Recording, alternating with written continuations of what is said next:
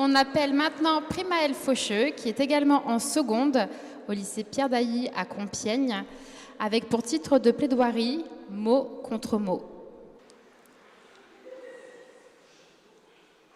Entendez-vous souvent parler de maltraitance psychologique sur mineurs ? Non, c'est tabou. Les violences physiques ou sexuelles sont bien plus connues du grand public. Loin de moi l'idée de dire que ces autres maltraitances sont moins graves. Non. En réalité, les dégâts sont les mêmes. Troubles du sommeil, perte de confiance en soi ou envers les autres, démolition de l'identité de la victime, pensée ou actes suicidaires, et j'en passe. Alors, si personne ne vous en parle, je vais le faire. Intéressons-nous tout d'abord à l'histoire d'une jeune fille. Une jeune fille de 10 ans qui se sent bien dans sa peau. Une jeune fille qui a confiance en elle, qui est socialement établie, épanouie à l'école. Tout simplement heureuse. Mais le sourire qu'elle affiche lui suffit à cacher la maltraitance psychologique qu'elle subit et qui va durer 5 ans. 5 ans. On lui reproche sa présence. « T'es encore là, toi ?» Pas un bonjour, pas un bonsoir. 5 ans, où on la critique sur son style vestimentaire, sur son physique, où on l'humilie, la forçant à porter des tenues immondes en public.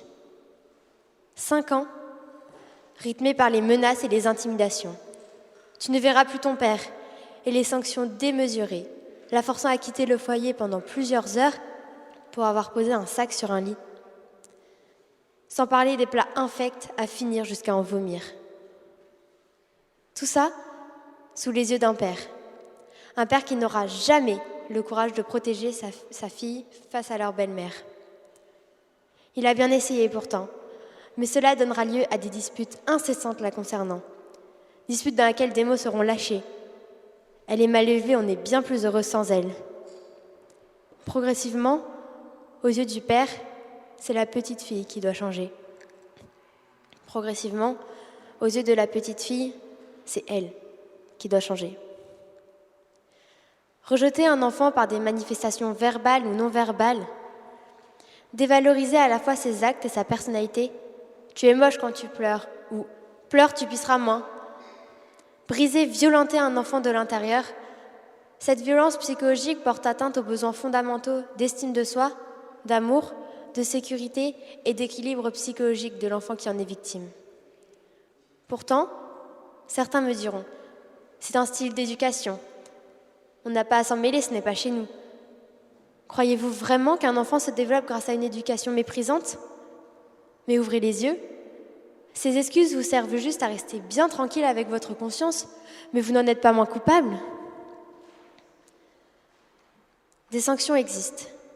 Les agresseurs, car oui, ce sont des agresseurs, peuvent écoper de 3 à 5 ans d'emprisonnement et de 45 à 75 000 € d'amende. Mais pour cela, c'est un parcours du combattant pour la victime.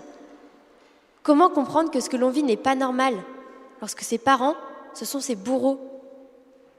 Comment trouver le courage de les dénoncer à des juges pour enfants ou à des psychologues ?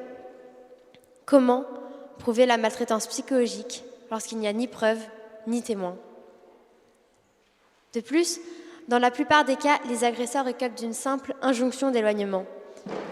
Écoutez-moi bien, cette injonction d'éloignement n'est pas à la hauteur des dégâts subis par les victimes. Pour preuve, un père de famille n'a écopé d'aucune sanction après avoir avoué qu'il maltraitait physiquement et psychologiquement sa femme et ses enfants. Est-ce normal ? Je ne pense pas. En 2017, 8% des enfants avouent avoir été maltraités psychologiquement. Physiquement 5% et sexuellement 10%. Et 80% d'entre eux avouent n'en avoir jamais parlé. Stop ! Ce fléau doit cesser. Pour cela, des associations ont été créées, telles que la Fondation AJD, Action Enfance ou l'Enfant Bleu. Un numéro de téléphone a également été mis en place, le 119, joignable 7 jours sur 7, 24 heures sur 24. Maintenant, prenons en compte tous les enfants victimes de maltraitance physique, sexuelle ou psychologique. En les rassemblant tous, je peux vous assurer que vous en connaissez au moins un. Qu'avez-vous fait pour lui ? Si la réponse est rien, alors vous êtes coupable. Vous, de ne pas l'avoir aidé. Vous, de ne pas avoir composé le 119. Et vous, de ne pas l'avoir vu.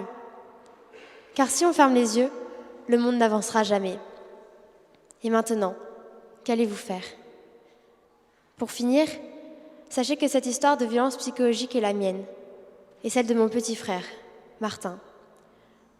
J'avais 10 ans et lui 5 lorsque mon père nous a présenté notre belle-mère et que notre quotidien a doucement basculé dans le noir.